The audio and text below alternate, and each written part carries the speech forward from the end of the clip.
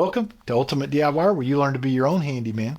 And today we are going to go to the world famous Stroker's Ice House owned by Rick Fairless, and we are going to change out a toilet.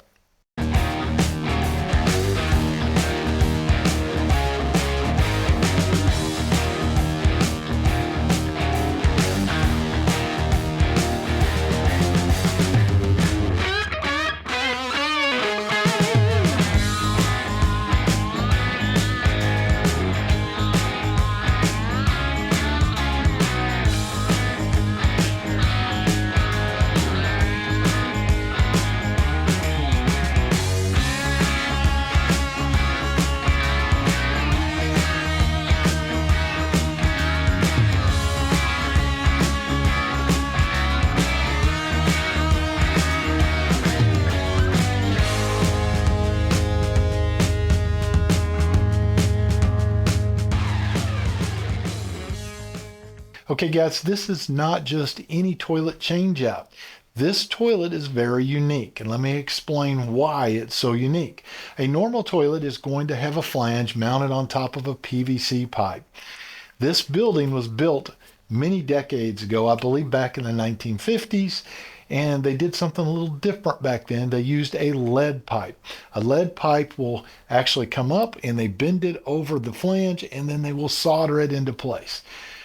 When I get into this and I actually start working, you're going to see that at first I do not realize that's what it is because it looks like it has double flanges. Everything is in there, been bolted down, hard to actually see, but it doesn't take me too long to figure out that that is actually soldered into place. So the good thing is I thought I was going to have to rip out the entire floor, and that's a bad thing because this floor is only about this high up off the ground, so it was going to be very difficult to get under there and repipe. Well, the flange itself turned out to be in very good shape. All I had to do is get the top layer of plywood out. It was a 2 plywood system, a 3/4 on the bottom and a 3/4 on top of that, and then it had some little glue down tiles on top of it. We pulled up all the glued down tiles, got rid of the rotted out plywood on the top layer, and cut and put new plywood in, bolted everything down, hooked everything up, and we are in business. And we also used a very heavy, thick wax ring there to make sure that we seal it right, and then we caulk all the way around the toilet. And when you caulk around that toilet, by the way, guys, do not caulk the very back. I see that happen time and again, and you don't want to do that. That's what will help rot out your floor. If that toilet starts leaking, you want to leave the back undone so water will actually get out that backside and you will see it on the floor and you will know you got a problem. You can unbolt it, pull it up, put a new wax ring or whatever you need to do, and you'll keep from rotting your floors out. So keep that in mind. One last thing, guys, this is a power flush system that I'm going to be putting in, made by Glacier Bay. The power flush system has a big canister that sets down in your tank, and it works much differently than a regular toilet flush system. It has that power vacuum type system in it, which will really help flush things, but it's a little different setting it up. So if you stay tuned to the very end, you'll get to see some of my tips and tricks on how you set that up. So without any further ado, guys, let's go ahead and let's get in and let's start ripping that toilet out and let's get this done.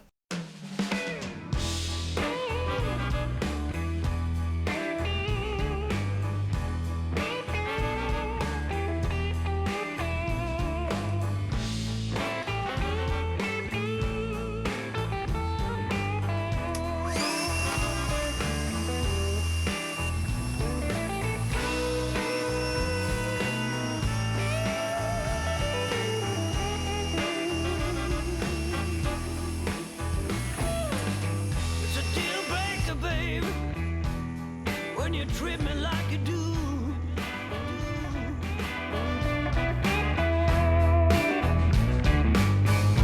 It's a deal breaker, baby, when you treat me like you do. Seems all you do these days is make me down and blue. I said it's a deal breaker, baby. We just need to disconnect the water line. And a lot of times you can do that just by hand up here at the top. So I'm going to twist that loose. And we'll see if we have any dripping.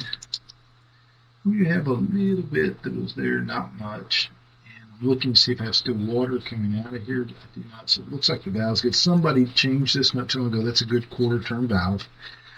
And I have solid copper coming up out of the floor. So now what we're going to do is we're going to pull it out, use our dolly, get this thing out of here so we can inspect. Okay guys, all the water's out. You do have a little bit of a trap built into your toilet. That's the way they're built. So sometimes you'll still have a little bit of water that's going to try to come out. Everything's disconnected. My water line, my 2 bolts, you're going to lift straight up. Now remember, you may have wax ring on there that'll get all over the floor, so if you have a floor like carpeting or something that you're worried about, be sure you're tarping that first. So we're going to go ahead and pull it up, see what it looks like underneath, and then I'm going to carry this down the little stairs, because this is a built platform, and set it on my 2-wheeler to get it out. So we're going to pull straight up. Here we go. And there's your wax ring, which is a lot of it. Quite a bit of wax ring there. So the only reason I can see that that thing was leaking is it was not setting flush with the toilet itself, and they probably didn't, well, obviously they did not caulk the toilet.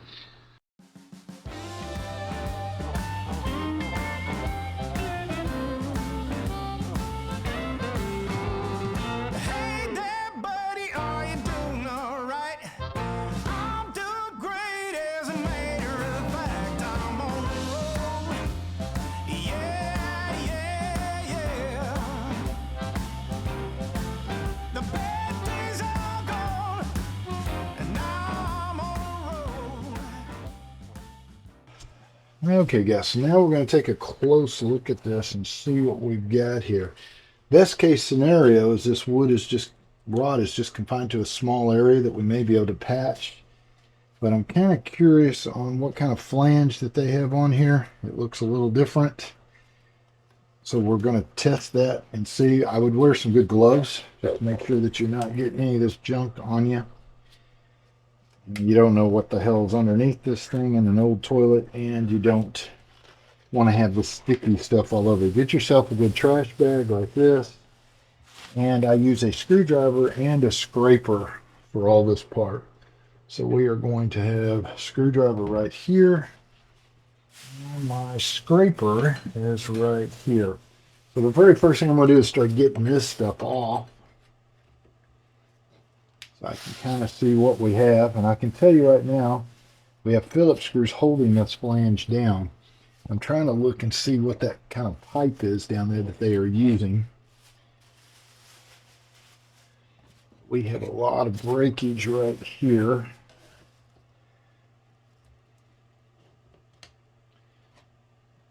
Best case scenario, though, like I said, is if you can get by without having to pull all of this off.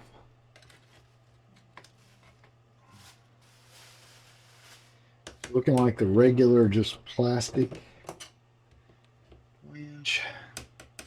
That might actually be a metal flange. See the shine.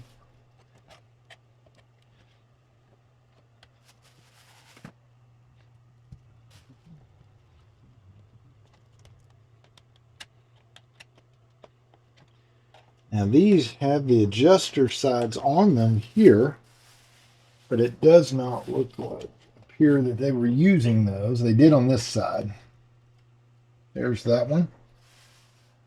But this one looks like, yeah, they just had the little clip-in piece. They did the clip-in side, which is totally fine. It's whatever actually works.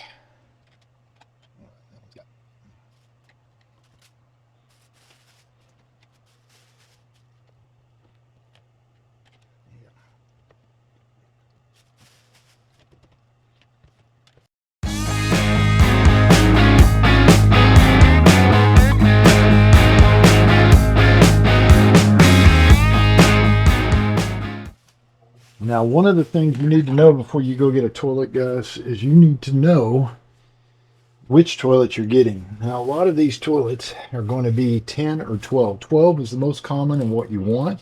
And what you're going to do is from the very back of your wall, you're going to pull a tape. Now, this one is way out here. You're at 18 inches, so this toilet is setting way off of the wall. So normally you would be way up in here. You're going to have about, what is that, 6 inches, 4 inches? Yeah, you're going to have about 4 inches of extra space behind this toilet going up to the wall. So it was not really put in correctly.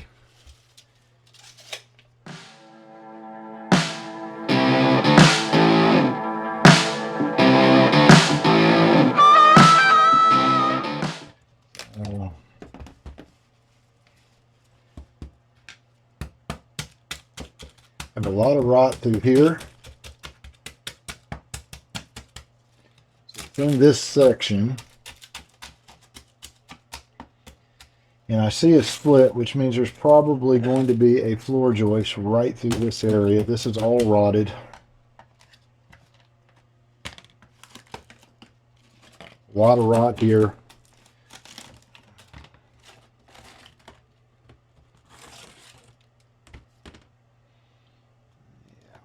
Yeah, you want to be careful, like I said, wear a respirator if you're making dust. I'm trying not to make any dust with these, just popping them loose. A lot of these are so wet, they're just pulling right up.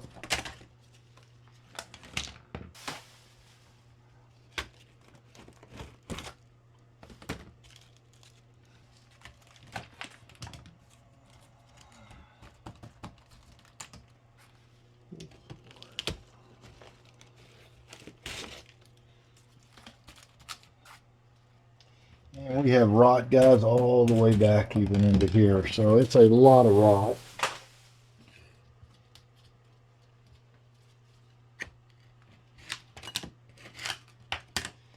Now we're getting into good wood way back over here. Just this area, the wood is so much better.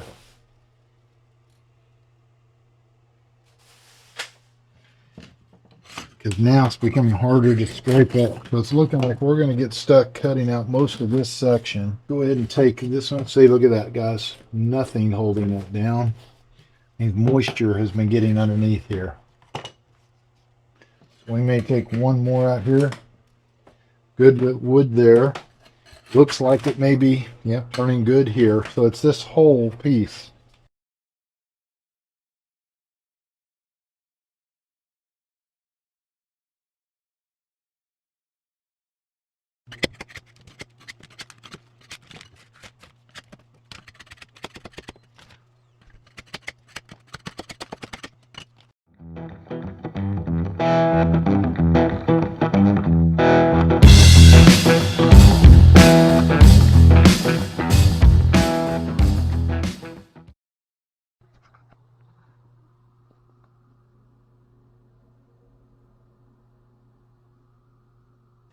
Now I see they had a flange screw there missing. One's here, here, and here. Maybe because this is kind of rotting out. See if we can pull this out. There's one screw. I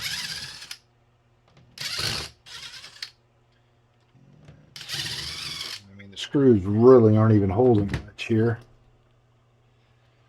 All right, so we're going to have to try and see how we can get this floor out.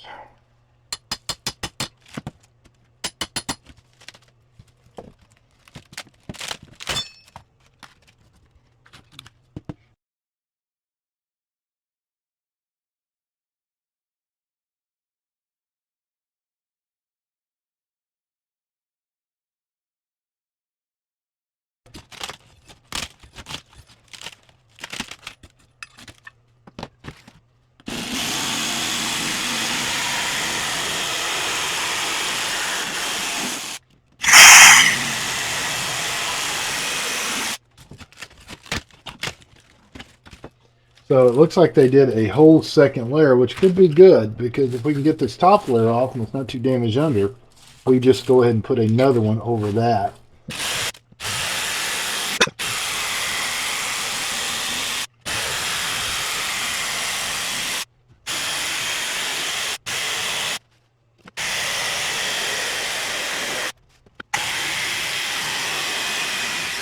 And all I'm doing, guys, is I'm scoring it so that I can break it out in smaller sections.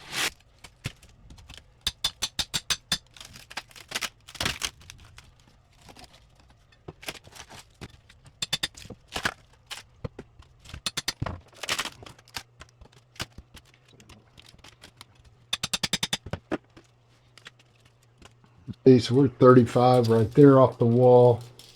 And let's see what we are here.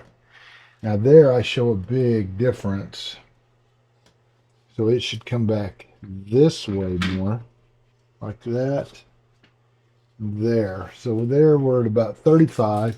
And the reason I'm doing that is when I cut my sheet of plywood, guys, it's so much easier to just be able to cut the same size all the way across.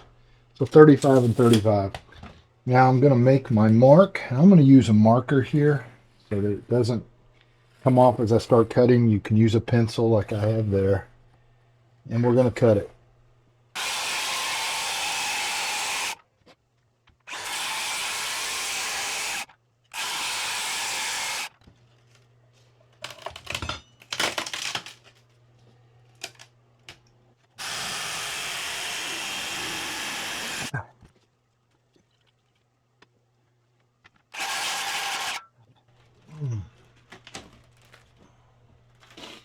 Get, see that? Not connected right here. I could probably pull. There we go, just like that.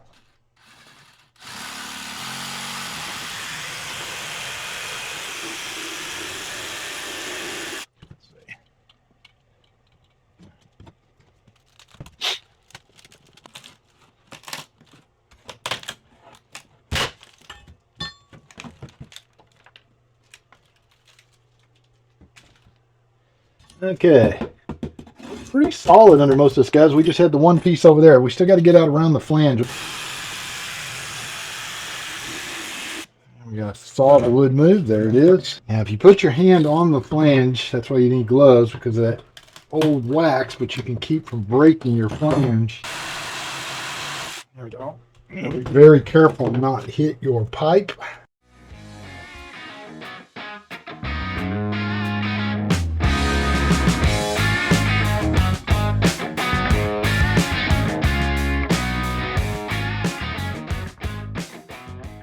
Now, guys, one of the things you do want to pay attention to before you go short is just how thick this piece is so that you end up with the right piece to come back and go on top. And we are looking at, it's swollen a little bit. I believe this is going to be 5/8. So you're going to have 5/8 inch plywood that we need to pick up to replace this. Sometimes, guys, it'll even show you what you plywood. You're dealing with 23/32 here. So the first piece was so rotted, I was not getting a good measurement. You can see how it rots here and falls away. So when you can get it like this, you can get a much better measurement of what plywood you're dealing with.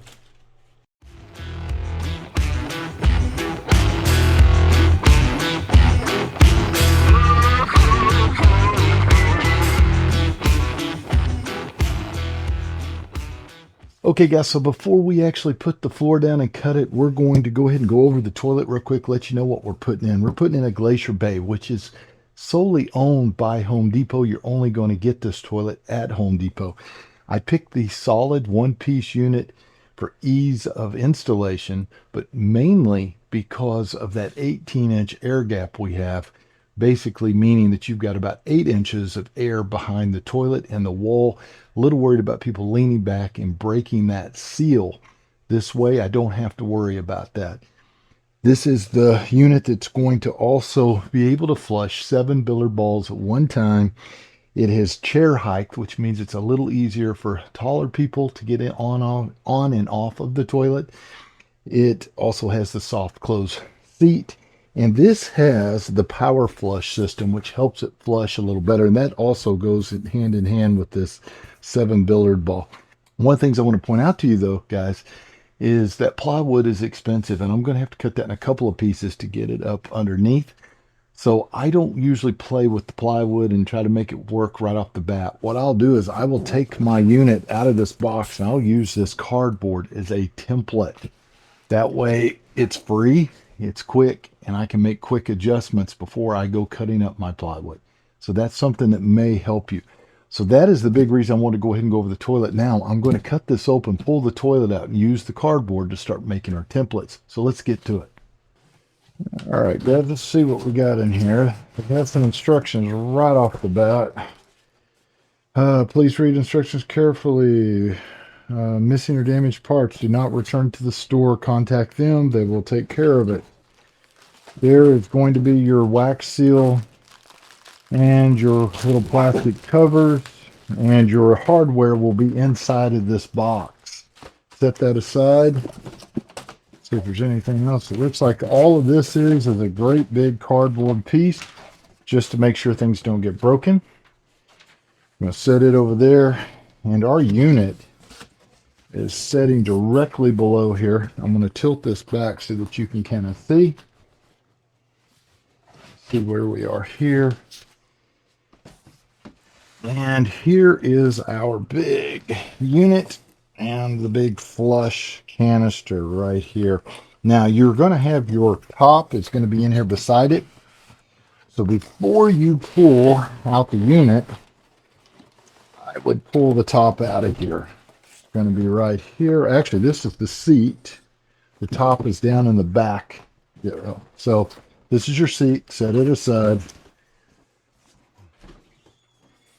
And now it is going to be time to get the unit. I see the lid right there. So we're going to see if we can pull this up and out and set it out of our way.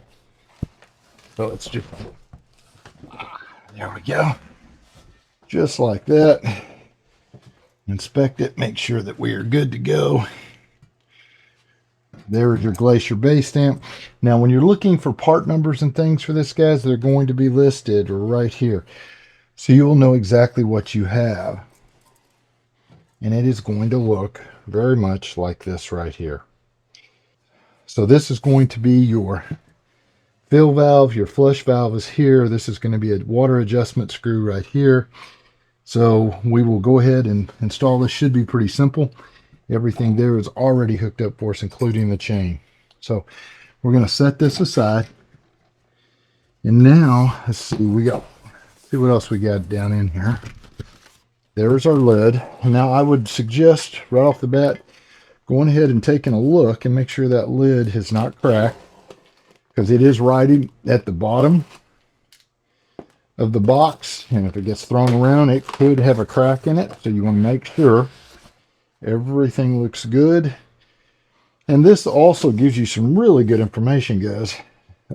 I would take a picture of this and keep it, because this is going to get water on it inside of here over time and probably fade, not be able to be read. But it gives you your fill valve number, it gives you your flush valve number, and your flush valve seal, which are three very major components that you need to know.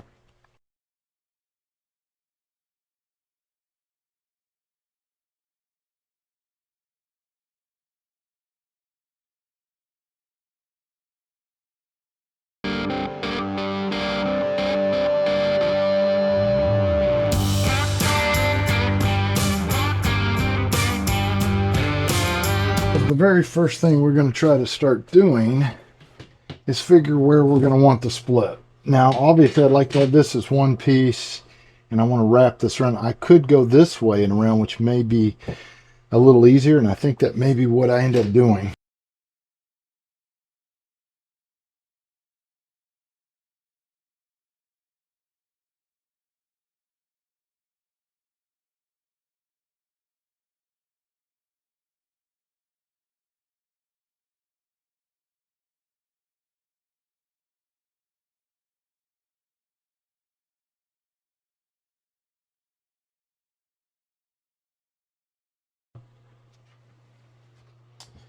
Okay, guys, I went and cut this out. Did not bore you guys with all that because it's pretty simple. Just putting the piece of cardboard on, tracing it out, and making simple cuts. Now we're going to try the first stab here. I do see a little deal sticking up there. Let me see if I can knock that down.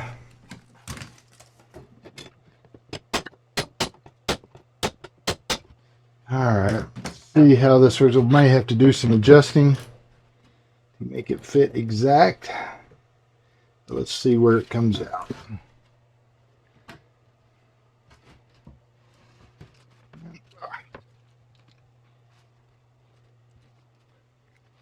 As long that is going good. That's looking pretty good, guys. Pretty tight here. Let's see if I tap in.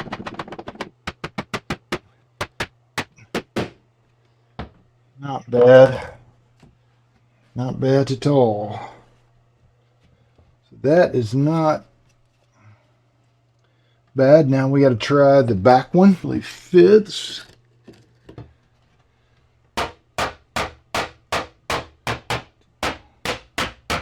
There we go. We're tapped into place.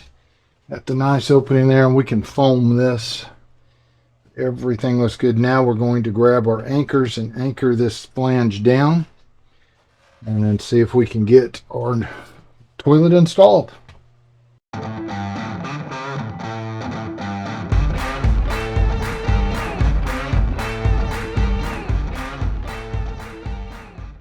Okay guys, I've already anchored it in. What I used is GRK structural screws. These are a 5/16 inch screw, 3 1/8 inch long, and these are going to use the T30 bits, which are these right here. You also have a T25 bit, which is going to go to the deckmate screws that I'm going to use on the actual deck itself. So T25, if I said that correctly, and a T30 bit. Now I did anchor here, here, here. This one was not hitting. I also have one on the main flange itself holding down.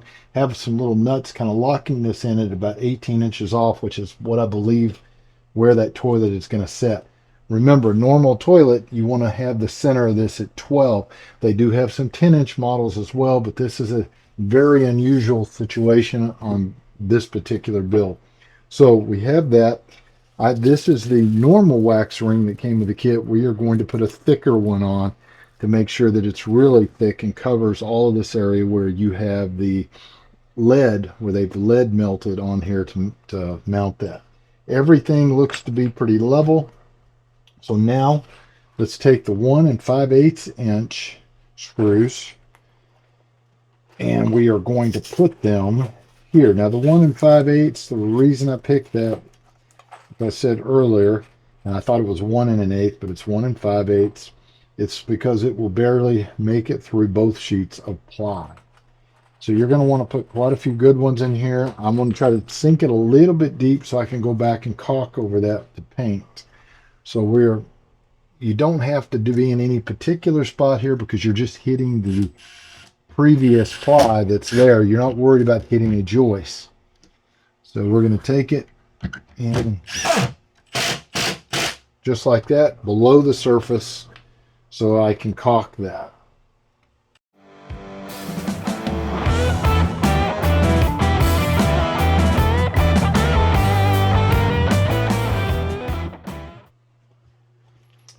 All right, guys, we're going to go ahead and put our new line on. Be sure when you're putting in a toilet, you always put a new line. I see people use the same old ones a lot. These little compression rings get wore out, and you're just asking for a leak and a callback. So I would always do that. Now, these little washers you see here normally don't go here, and these go on the top.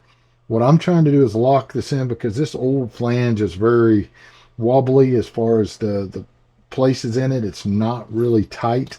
So it helps it lock in place so that when I put my wax ring, I don't have to worry about pulling it out and having to go get another wax ring because it messes up. So let's go ahead. This is a 3/8, which is pretty much standard for most of these. Just like that there.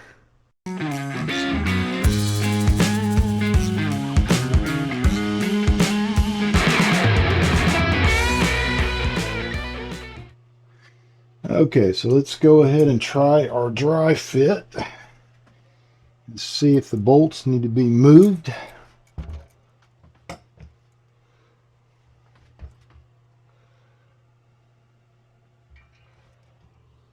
Actually, that looks pretty dang good.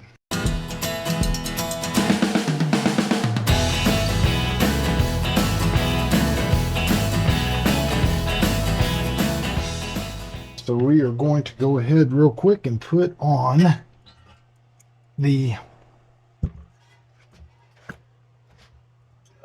wax seal. You just got to be very careful flipping this thing up. There we go, just like that. All right, so the wax seal, this is the one that came with it. You see how thin this one is. We are going to grab the thick one, which is behind me. And you can see it is a lot thicker. I want a very thick ring because of this old flange. And the way these go on is you're going to take and put it on here first, and this part will face down because it helps to funnel that water down this little tube and in. So just like this, going to funnel it down and in. So you're going to put it like this on your bottom of your toilet, and you want to be really kind of cautious so that it doesn't move a lot. Kind of press it into place a little so it'll stay. And once we set it down, we are going to push it a little harder. So now we are going to go ahead and try to put it right down on top. This is where you don't want to knock it off. If you mess this up, you have to go get yourself another wax seal. So we're going to set it down gently. I usually reach way back here in the back and set it directly on those. That one's on good. That one's on good. And now I'm going to push back and forth, rocking that into place and getting a good connection. And then what I will do is I take my tape measure,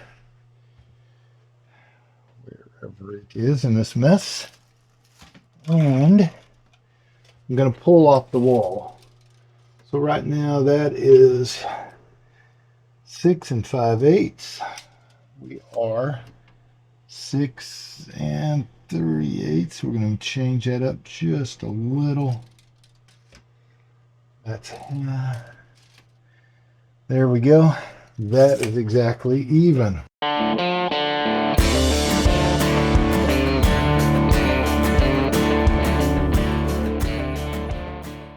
So the little piece, this little plastic piece, fits, and it is grooved so that it will fit down in that hole to keep that from moving. And then you're just going to take the little wing nuts and put them on. If I can. Sometimes you're going to have wing nuts on these. Sometimes you're going to have little. You will have little nuts themselves, and no wings. This is awkward to do, guys. Trying to do it upside down and make sure I don't block your view.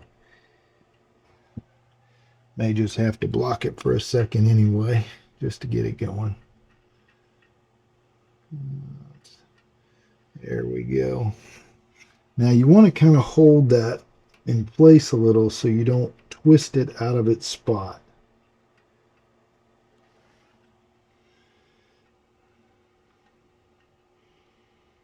Just like that. You don't want to turn the bolt. You could turn it right out of the slot. That's part of the reason I put those other little washers and nuts down there to help hold it into place.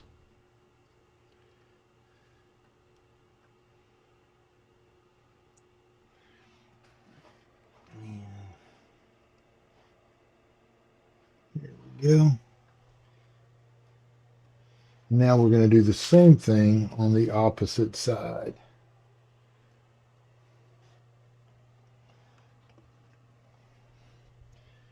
I'm going to take and slide our little bracket on and see if we can get this one to go a little bit easier since it's with my right hand instead of my left. Spin it down and get that nice. And I hold the top because it's going to try to turn. I'm going to lock her down. There she is. She's in good shape. Now you can come back and cut these off a little shorter if need be. Let's see how long these are. I don't think you're going to need to with these. Should just fit right in. It might be hitting just a little. So we may have to cut them back just a tad. A lot of water line goes pretty easy, guys. Just it simply slides in. And we have an issue. This water line is not going to be long enough for the new toilet because it's a raised seat. So we're going to have to get a longer one.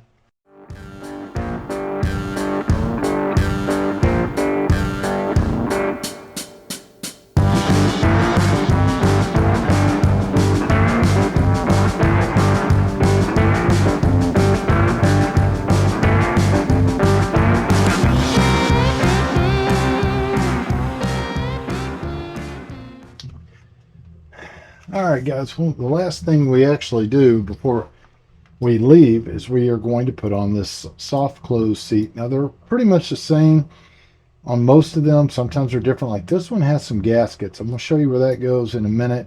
But how this is going to work is this is going to go from underneath the toilet, and you have this little washer, plastic washer. It is going to go from the bottom side and not on the top. I see a lot of people putting it on the top. It's supposed to be the bottom. Now these actually go on the seat itself. That's why they have these little clips here, because it is going to, you're going to turn it over, line it up, and it's going to help hold this in. And it just basically gives it a nice, keeps it from scratching, but the biggest thing I think is more of a squeak. It stops the squeaks. So you got to kind of push these down in those openings so it'll stay just like that. So these openings go to these squares, these go to the top. And you're going to do that. If I can get that, there it is, there it is. And then you're going to take this, turn it over. And when you first take this out, these aren't popped open, you just pop them up. Now take your pieces here, and it is going to go in this way through the top to go down through that hole. And then these are going to go from the bottom. So you're going to take this little washer, try to hold it up there like that, and then take your nut, kind of line it up at the end. And this is where the little washer will try to fall off on you. Get it lined up, start turning.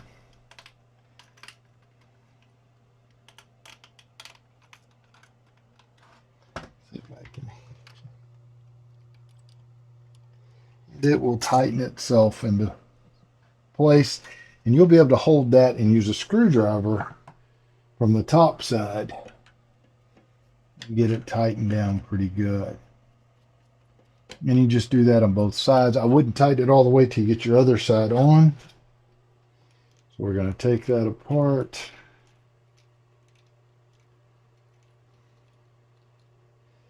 And we're going to run this one through that way. So we've got it ran through. Here's our washer. Going to put it on. And then you have to kind of use your hand and turn your little nut around. Get it on the end without losing that washer. And start turning. If I can get it right there. Sometimes it's easier to hold it into place. Use your screwdriver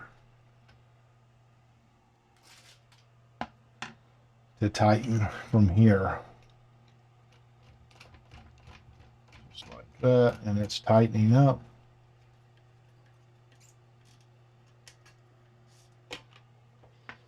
You get it kind of where you want it, and now your soft close works and it's on.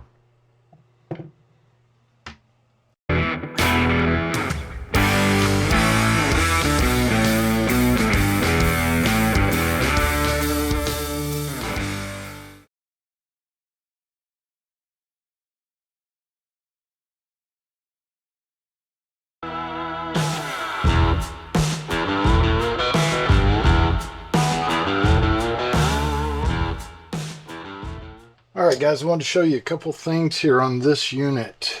First of all, don't expect everything to be perfect and you just plug it in and roll, because this unit was actually put in wrong. It was turned back counterclockwise where the arm was hitting over here. So it would flush sometimes, other times it would stick. So I had to loosen the nut at the bottom, rotate it, get it into the right place, and tighten it down. And by the way, that nut was even leaking. So I'm assuming they just threw it in there expecting you to adjust this yourself. Now on a normal toilet, you're going to have a hose that goes from here all the way over and usually plugs in up here, and it fills up the bowl. This particular canister already does that for you, and apparently they have this blocked off because it does not squirt any water out when you flush. Now you're going to want to get your water level where it's as close as possible to this top of this tube here without overflowing, so it doesn't keep running. So how you're going to accomplish that is going to be this little set screw here. Now you can use a screwdriver, Phillips head, regular head, or just turn it counterclockwise. You'll see it moving, and then flush it.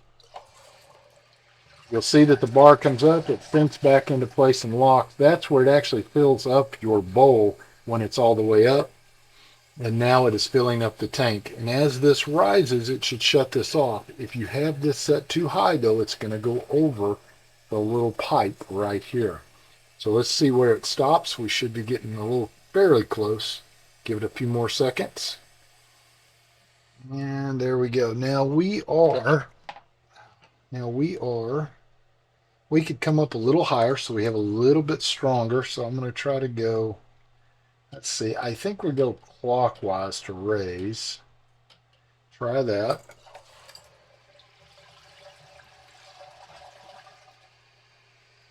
Let's see where it ends up. Okay, the float is starting to rise right now. And we are getting closer. So we're pretty much right where I want it to be. Let's try it one more flush.